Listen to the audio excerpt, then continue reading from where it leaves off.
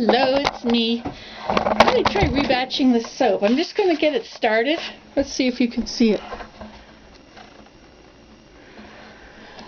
I'm going to try, and I've turned my crock pot on.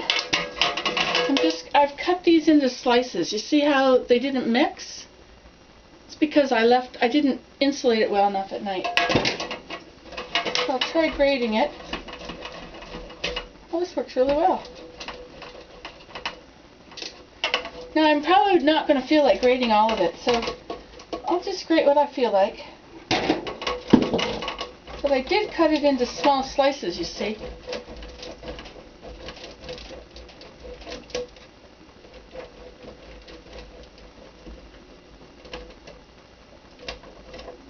I don't know much about rebatching, and as you could see by my last effort, it was a flop. Actually, I think I should have left it there longer.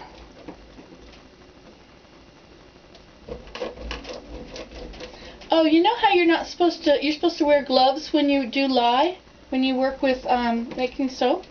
Well, I didn't use it, and then I had such a mess. I had a big problem. Things were coming out of the containers and spilling, and I just took my hand and I just wiped the inside of the whole container. And now I want to show you what my hands look like. See? You can see all these little dots? See these little dots? That's where the lye burned. Also, it got into a little cut. And on this hand, you see this? See how it burned on there? There was a cut there, and it got in there. This and this and this and this. This was a little cut, but it made it bigger. And this, and see, you can't see it right now, but there's another place on the side of my finger. So anywhere there was a little bit of a cut already, really got in there and made them big. And it also made some new dots. All those little dots are where the lye just burned.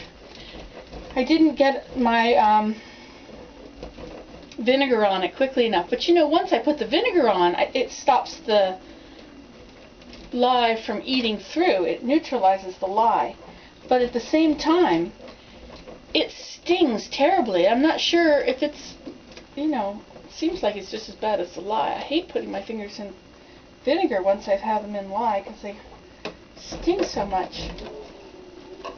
You know, this isn't taking very long to grate up. I had imagined, you know, I don't have a lot of time for this, but since I'm going to be working on Christmas stone and I'm going to have to clean up my kitchen before I can do anything in here, I thought I could have this working, this melting at the same time, because I think this takes a long time.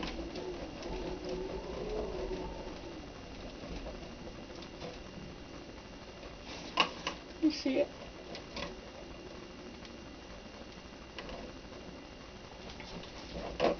I had my husband pick up some Crayola crayons for me when he was out on Saturday. Now somebody says you can color soap with Crayola crayons, that it's safe. I guess it's just wax, I'm not sure, but it doesn't have any lead or any harmful things in it that other crayons do. So instead of going into things like the iron oxides and all that junk, I'm just going to melt a little crayon to color stuff. This soap is Blueberry Sage.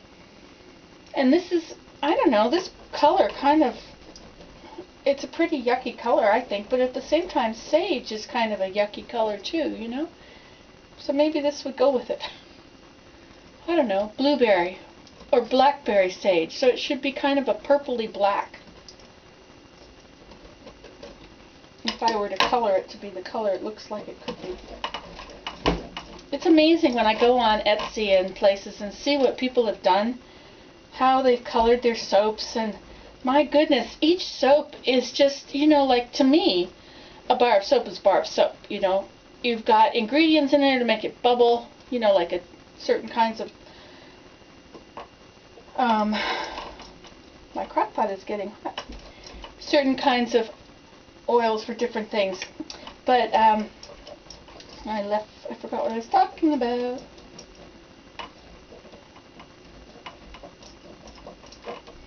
Oh yeah, when I take pictures of my soap is pretty much all the same. There might be different shades that the essential oil has colored it, like the lemon grass turned it yellow.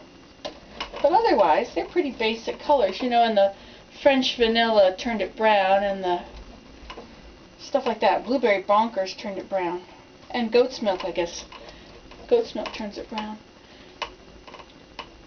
But these people have pinks and yellows and reds and all kinds of colors in their soaps, and they've got them all blended together or swirled around.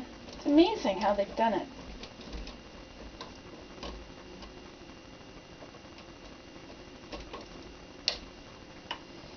So I decided I should have a grand opening for my store. So I have to call today and put an ad in the paper. $40 for an ad. That's a lot of money to me, but you know, if people come and buy some soaps, I don't have to sell that much soap to make back my advertising. And anybody in business knows that your advertising is what really brings in your people. Otherwise, they don't know where to find you. Once you've got an established customer base, then I don't think you need to advertise so much. Oh my gosh, hi! Hi, darling. What happened? Nothing. I just got the car started, but the road is a bit slippery. Oh, like the road has turned to ice? In the middle of it, anyway. The sides are okay. Are you going to try and go in? Yeah, but I'm not put some ashes down. Oh, yeah. So that they can actually turn. Well, that's good. The wood stove is out, so there should be lots of ashes in there.